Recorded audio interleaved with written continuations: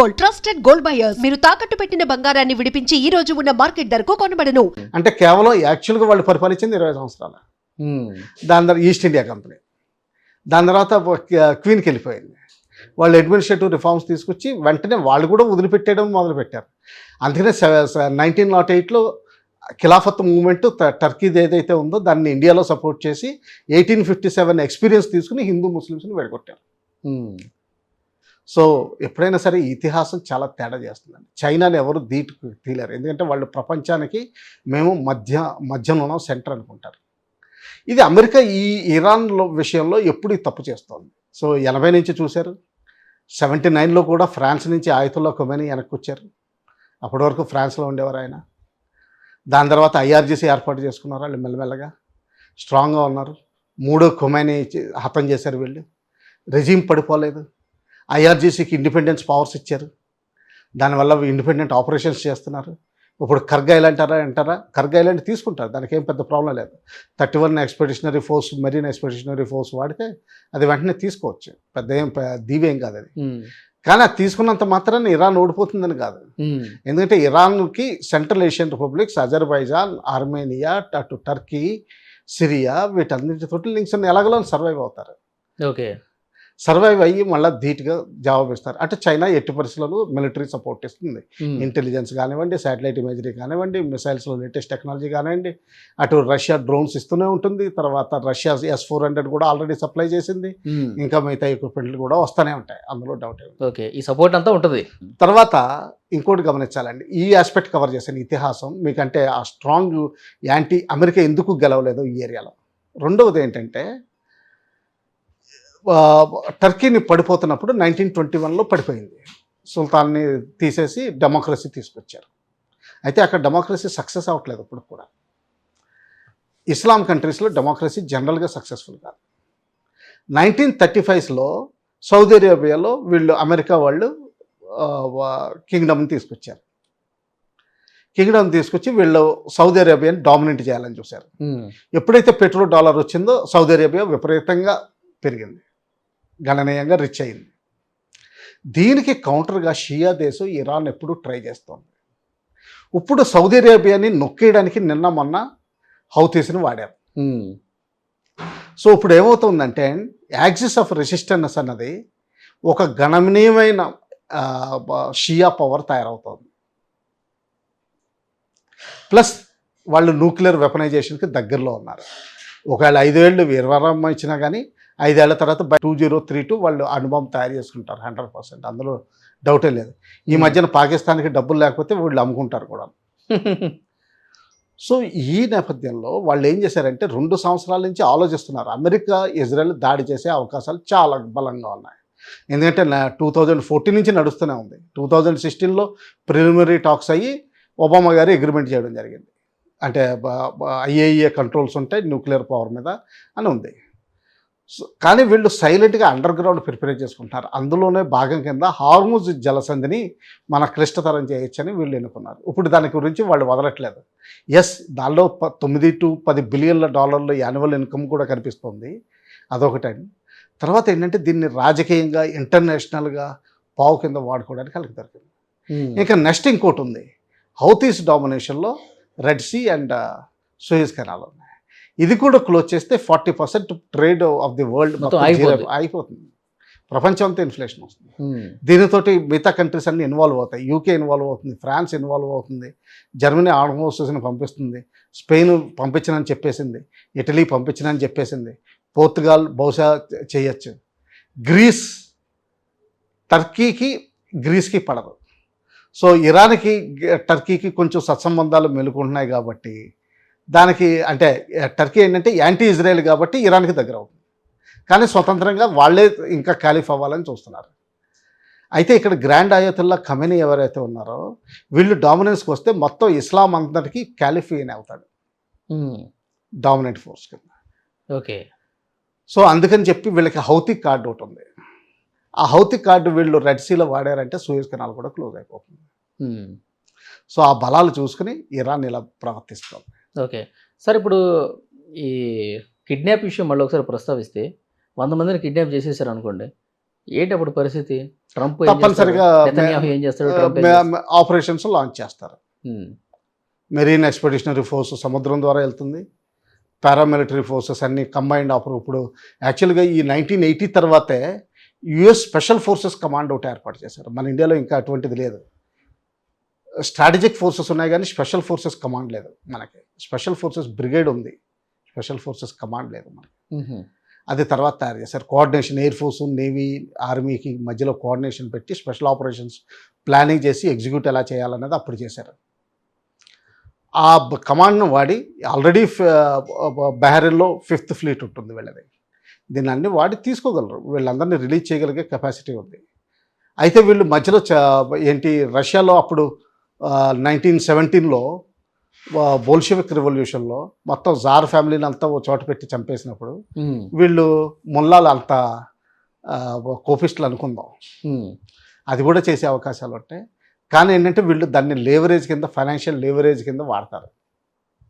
Okay, మీరు ఇదే చెప్తున్నారు.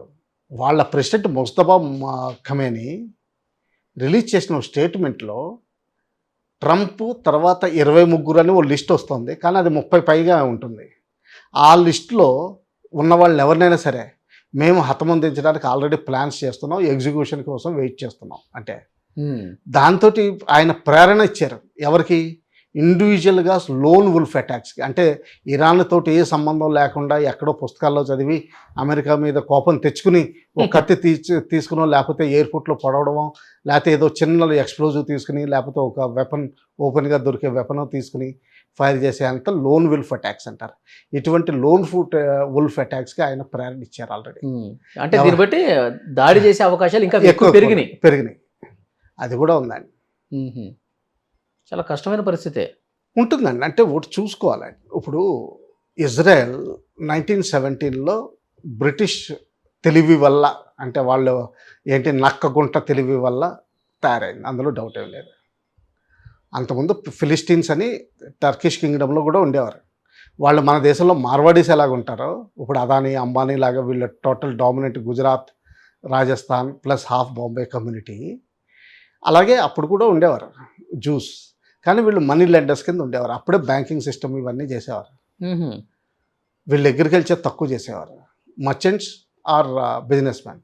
వీళ్ళకి క్రిస్టియన్స్ పర్వాలేదు, ముస్లిమ్స్ పర్వాలేదు అన్నట్టుగా ఉండేవారు. దానివల్ల బతికిపోయేవాళ్ళు.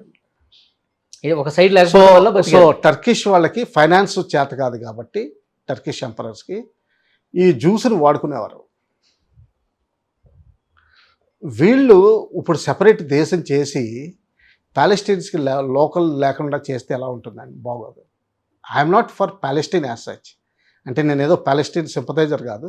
అంటే ఏంటంటే నేను లాజికల్గా ఆలోచిస్తున్నాను. 2 స్టేట్ థియరీ అన్నది మన ఇండియా ఏది సపోర్ట్ చేస్తుందో అది ఐడియల్ స్టేట్. కాకపోతే ఏంటంటే గాజా స్ట్రిప్, వెస్ట్ బ్యాంకు ఒకే భాగం కింద ఉండాలి, అంటే కలిసి ఉండాలి. మధ్యలో ఇజ్రాయెల్ ఉండకూడదు.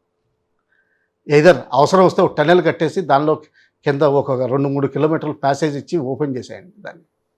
అలాగే వెస్ట్ బ్యాంక్లో సెటిల్మెంట్ చేయకూడదు. ఇప్పుడు ఇజ్రాయెల్ ఏంటంటే ఈ అక్టోబర్ 7th 2023 తర్వాత వెస్ట్ బ్యాంక్లో మళ్ళీ సెటిల్మెంట్స్ పెంచింది. అలాగే లెబనాన్ సైడ్ నార్థన్ ఏరియాస్లో సెటిల్మెంట్స్ పెంచింది. ఇప్పుడు ఆ హిజ్బుల్లా వాళ్ళు ఆ సెటిలర్స్ని వెనక్కి పంపిస్తున్నారు. అందుకని చెప్పి వీళ్ళు ఐడిఎఫ్ వాళ్ళు వెళ్ళి లెబనాన్లో 10 కిలోమీటర్స్ వరకు ఆక్యుపై చేసి కూర్చున్నారు. అందుకనే international United nations monitoring force ఒకటి ఉంటుంది ఎప్పుడు, అందులో ఒకటి ఇండియన్ బెటాలియన్ కూడా ఎప్పుడు ఉంటుంది.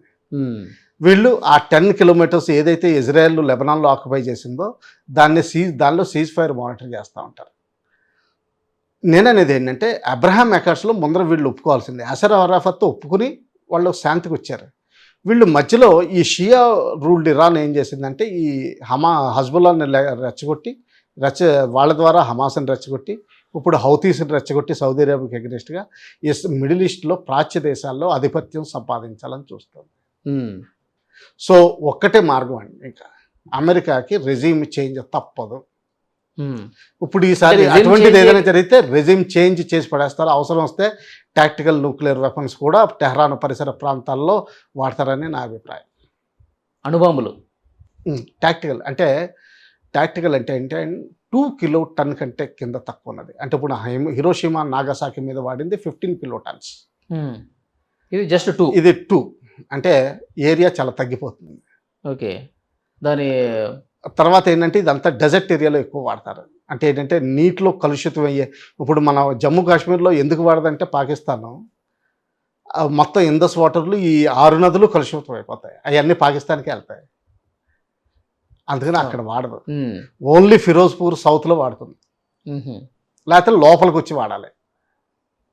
అది ఢిల్లీకి దక్షిణంలో వాడతారు ఎక్కువ. అంటే బేసికలీ మీకు టార్గెట్స్ ఢిల్లీ, ఫిరోజ్పూర్ ఆ లైన్కి దక్షిణాన్నే ఉంటాయి మీకు పాకిస్తాన్కి టార్గెట్లు, అణుబాంబు టార్గెట్లు. ఓకే. అటువంటి కలుషితం కాకుండా, ఎందుకంటే అప్పుడు సముద్రం కూడా కలుషితం అయిపోతుంది అన్నదిలేదు. సో ఆ ఏరియాస్లో వాడతారని నా అభిప్రాయం. ఎందుకంటే కొండలు కొంతవరకు దీన్ని షీల్డ్ చేసేస్తాయి, వాడతారు. ఒకవేళ అమెరికన్ ప్రెసిడెంట్ మీద అన్సక్సెస్ఫుల్ అటెంప్ట్ కానీ సక్సెస్ఫుల్ కాకూడదని అనుకుందాం, ఎందుకంటే it is very bad. Unsuccessful attempt జరిగినా కానీ ఇది వాడతారని నా అభిప్రాయం. అలాగే ఇటువంటిది కిడ్నాప్ చేయడం అన్నది ఏంటంటే ప్రేరణ ఇచ్చారనమాట. ఇప్పుడు ఆయన ఇండైరెక్ట్గా రెచ్చగొడుతున్నారు. జరిగే అవకాశాలు 100 కాకపోవచ్చు, 20 జరిగినా అమెరికా రక్షించుకుంటుంది. ఒక్క ప్రాణం కూడా వదలదు, వాళ్ళు అవసరం వస్తే రక్షించుకుంటారు. ఓకే. మొత్తం ఆగిపోతుంది అనుకున్నది ఇంకా ఇప్పుడు ఫిబ్రవరి 28 తర్వాత జరిగిన పరిణామాల కంటే ఇంకా ఎక్కువ సీరియస్గానే ఉంది. ఇది చైనా ఆడుతున్న గేమ్ ఒకటి మనం అర్థం చేసుకోవాలండి. దీనివల్ల ఏంటంటే అమెరికా బలం క్షీణించిపోతుంది. దానివల్ల వాళ్ళకి తైవాన్ తీసుకోవడం వీలవుతుంది. అమెరికాకున్న 8 ఫ్లీట్లలో 3 ఫ్లీట్లు ఇక్కడ ఇరుక్కుపోయినాయి, ఇక మిగిలిన 5 మొత్తం వాళ్ళకున్న మైట్ ఆఫ్ ది స్టేట్ అంటారు. ఆ మైట్ ఆఫ్ ది స్టేట్ మొత్తం తైవాన్ దగ్గర చైనా మీద అప్లై చేయాలని చూసినా ఓన్లీ 5 ఫ్లీట్లు ఉంటాయి. ఓకే. మొత్తం యుద్ధాలతో అమెరికా పూర్తిగా నలిగిపోయి కొంచెం అయిపోవాలి. అక్కడ యూక్రెయిన్లో ఇలాగే ఇరుక్కుపోయింది. సో ఇప్పుడు ఇది కూడా ఇక్కడ కూడా ఇరుక్కుపోతే ఇంకో 3వ సిచ్యువేషన్ క్రియేట్ చేయగలిగితే అది చాలా సంతోషం. అనేది చైనా బలం పెరుగుతూ పోతుంది. అందుకని వీళ్ళ 100% సపోర్ట్ చేస్తుంది. ఓకే. యాక్చువల్గా మొన్నటి వరకు విమానాల ట్రాన్స్పాండర్ చాలామంది ఏం చేస్తారంటే విమానాలు కానీ ఈ షిప్స్ కానీ ట్రాన్స్పాండర్స్ ఆఫ్ చేసేస్తారు. నేను కూడా కౌంటర్ ఇన్సర్జెన్సీ కొన్ని మిలిటరీ ఆపరేషన్స్లో రాత్రి 2, 3 లైట్ లేకుండా జిప్సీస్తో వెళ్ళేవాడిని. అది స్లో స్పీడ్లో వెళ్తే సౌండ్ రాకుండా అది చేసేవాళ్ళం. అలాగే ఏంటంటే వీళ్ళు చేయాలని చూసేవారు, చేశారు చాలా వరకు చైనా. ఇప్పుడైతే ల్యాండ్ రూట్ ఓపెన్ చేశారు. కిర్గిస్తాన్, ఉజ్బెకిస్తాన్ ద్వారా ఇరాన్కి ప్రాపర్ ల్యాండ్ రూట్ అయిపోయింది. అదేంటంటే 24/7 మీకు ట్రక్కులు కదులుతూనే ఉంటాయి. సరే, ఇప్పుడు మన దేశం మీద భవిష్యత్తులో ఎలాంటి ప్రభావం కనిపిస్తుంది? ఇప్పుడు మొన్న జరిగిన యుద్ధానికి చాలా వరకు మన నౌకలు ఆగిపోయి ఈ గ్యాస్కి, పెట్రోల్కి ఇబ్బంది ఏర్పడింది కదా. ఇప్పుడు పూర్తిగా రిజిమ్ చేసే అలాంటి డెసిషన్స్ తీసుకుంటే అమెరికా ఇంకా ఉద్రిక్తతలు పెరిగిపోతే, హర్మూజ్ మళ్ళీ దిగ్బంధనం అయిపోతే ఏంటి సిచ్యువేషన్ మళ్ళీ మొదటికి వస్తుందా మనకి? మనకి వర్స్ట్ సినారియో అందులో ఏంటంటే అండి, మనకున్న దాదాపు 1 కోటి మంది మిడిల్ ఈస్ట్లో ఎవరైతే ఉన్నారో వీళ్ళందరినీ వెనక్కి తీసుకురావాల్సిన అగత్యం పడుతుంది. అవునా? అందుకని చెప్పి మ్యాసివ్ షిప్స్ మొత్తం షిప్స్ అన్ని లైనర్స్ అన్నీ పెట్టాల్సి వస్తుంది, నేవల్ షిప్స్ పెట్టాల్సి వస్తుంది.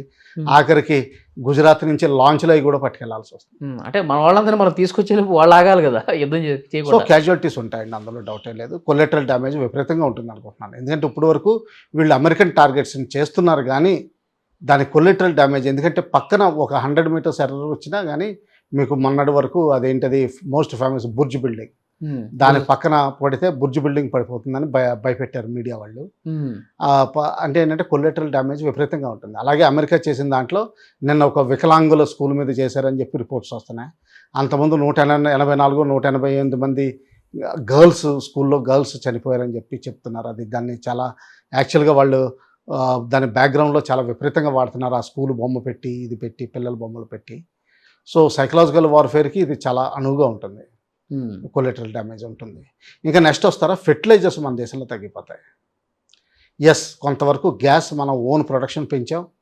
తర్వాత రష్యా నుంచి, వెనిజులా నుంచి, అమెరికా నుంచి తీసుకొస్తున్నాం. క్రూడ్ ఆయిల్ కూడా తీసుకురాగలం, దానికేం ప్రాబ్లం లేదు. కొంచెం రేషనింగ్ అవ్వచ్చు, ఇండియాలో ఇంపాక్ట్ ఉంటుంది, రేట్ పెరుగుతుంది, అందులో డౌట్ ఏం లేదు. కాంగ్రెసీ మన వర్కర్స్ వెనక్కి వస్తే మాత్రం తీవ్రమైన ప్రభావం ఏంటంటే అంత అన్ఎంప్లాయ్మెంట్ కూడా పెరిగిపోతుంది. ఇప్పుడు అక్కడ ఉపాధి కోసం వెళ్ళినోళ్ళు తిరిగి రావడమే బెటరా ఈ సిచ్యువేషన్లో? నన్ను అడిగితే అక్కడే ఉంటే బెటర్ అండి. ఎందుకంటే ఈ సిచ్యువేషన్ రానివ్వదు. ఇజ్రాయెల్, అమెరికా కలిపి ఫ్రాన్స్, జర్మనీ, యూకే ఇటువంటి దేశాలన్నీ కలిపి మొత్తం మీదుగా మూకమ్మడి దాడి చేసి కంట్రోల్లోకి తీసుకురావాలని నన్ను అడిగితే రెజిమ్ చేంజ్ పడేస్తారండి ఈసారి జరిగితే, కొంచెం సీరియస్ అయితే మాత్రం. మొత్తం ఇప్పుడున్న పై అధికారులు ఇరాన్లో IRGC commanders, battalion commanders and above మొత్తం అందరినీ చంపేయాలని చూస్తారు. అలాగే పొలిటికల్ ఇప్పుడున్న ముస్తఫా ఖమేని వాళ్ళ ఫ్యామిలీ ఇంకో ముగ్గురు తమ్ముళ్ళు అన్నలు ఉన్నారు, వాళ్ళని ఇంకా నెక్స్ట్ ఇన్ లైన్ ఎవరైతే మౌలవీలు ఉన్నారో వాళ్ళని కూడా చంపేయాలని చూస్తారు. లాస్ట్ టైం 52 మందిని ఎలా చంపారో 48+4 అలాగే ఇప్పుడు కూడా చంపాలని చూస్తారు. అదంటే తెలియకుండా జరిగింది, ఉన్న పళంగా వేసి పడేశారు. ఇప్పుడు ముస్తఫా ఎందుకు రాలేదనుకుంటారు? ఎందుకంటే అతను బయటకు వచ్చి ఒక ఇండికేషన్ నేను ఇక్కడ ఉన్నానని చూపిస్తే ఇజ్రాయెల్ ట్రాక్ చేసి పడదు. అందుకని చెప్పి వీడియో కూడా రాలేదు, ఎందుకంటే వీడియో బ్యాక్గ్రౌండ్ కూడా అనలైజ్ చేయొచ్చు, దూరం ఉన్న సౌండ్స్ని బట్టి అనలైజ్ చేయొచ్చు. ఇజ్రాయెల్ దగ్గర ఎంత టెక్నాలజీ ఉందంటే గ్లాస్ డోర్ మీద వచ్చే ప్రకంపనలను బట్టి లోపల ఏం మాట్లాడుతున్నానో వాడు చెప్తాడు. అమ్మా అంత టాలెంట్ ఉందండి. అందుకనే మా ఆర్మీలో ఏం చేస్తామంటే కంప్యూటర్కి ఏ డిస్టెన్స్ అని పెడతాం. ఇంటర్నెట్ ఉన్న కంప్యూటర్కి 1 మీటర్ లోపల కేబుల్ కూడా వెళ్ళకూడదు మీకు. ఓకే, దాన్ని ఎయిర్ డిస్టెన్స్ అంటారు. అంత మెయింటైన్ చేయాలి, లేకపోతే గ్లాసు ప్రకంపనలతోటి కీబోర్డు టైప్ చేసే సౌండ్కి కూడా అది ఏమవుతుందంటే కీబోర్డు అన్ని కీసు ఒకేలా వాడడం. సో బాగా ఎన్లాజ్ చేసినప్పుడు ఆ వేరు కీసు వేరు సౌండ్ ప్రొడ్యూస్ చేస్తాయి. ఆ డిఫరెన్షియేషన్ చేసి మీరు ఏం చేశారో వాళ్ళు గెస్ట్ చేయగలుగుతారు. తర్వాత అఫ్కోర్స్ ఆర్టిఫిషియల్ ఇంటెలిజెన్స్ వాడతారనుకోండి, ఇప్పుడు అది బాగా వచ్చేసింది. అది వాడి దాన్ని ఒక మెసేజ్ కింద ఆల్టర్నేట్ 1, 2, 3 కింద తయారు చేసుకుంటారు. గ్లాస్ పైన బయట వచ్చే ప్రకంపనలు బట్టి కూడా వాళ్ళు మెసేజ్లు డీకోడ్ చేయగలరు. జాగ్రత్తగా చూస్తారు అన్నీ, అంత టెక్నాలజీ ఉందండి వాళ్ళ దగ్గర. సో చూద్దాం సార్ నెక్స్ట్ పరిణామాలు ఎట్లా ఉంటాయి అన్నది. హోప్ఫుల్లీ శాంతి రావాలి. వాళ్ళు అమెరికా దగ్గర కొన్ని క్యారెట్లు ఉన్నాయి, డబ్బులు. ఆ డబ్బులు చూపిస్తే ఇప్పుడు లొంగుతారు. అంటే ఒక 160 బిలియన్లో ఎంత ఎలాగలో అని వెనక్కిస్తే, లేకపోతే ఇన్వెస్ట్మెంట్ తీసుకొస్తే వాళ్ళు హార్మోజ్ జలసంధి వదిలేయచ్చు. ఎందుకంటే హార్మోజ్ జలసంధిలో మెయిన్లీ పొలిటికల్ వాళ్ళ తర్వాత ఎప్పుడైనా డబ్బులకి లొంగే పరిస్థితులు ఇప్పుడు లేవనుకుంటుంది కదా సార్? ఉన్నాయా? ఉన్నాయి. ఎందుకంటే వాళ్ళు ఇంకా పగా ప్రతీకారం ఇవి ఉన్నాయండి. అదేంటంటే ఒక్కోసారి రాజనీతి వాడతారు. ఏదైనా పాత సివిలైజేషన్ రాజనీతి వాడుతుంది. కొత్తగా ఇప్పుడు పాకిస్తాన్ ఎందుకు ఫెయిల్ అవుతుంది? వాళ్ళకి రాజనీతి లేదు, ఏది